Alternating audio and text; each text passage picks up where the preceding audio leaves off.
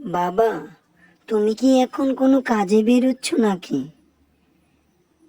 এত বেলা করে।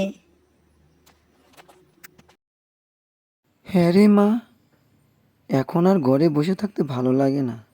কিছু কাজকর্ম তো করতে হবে, তা না হলে যে আমাদের পেটটা কি করে চলবে রে মা।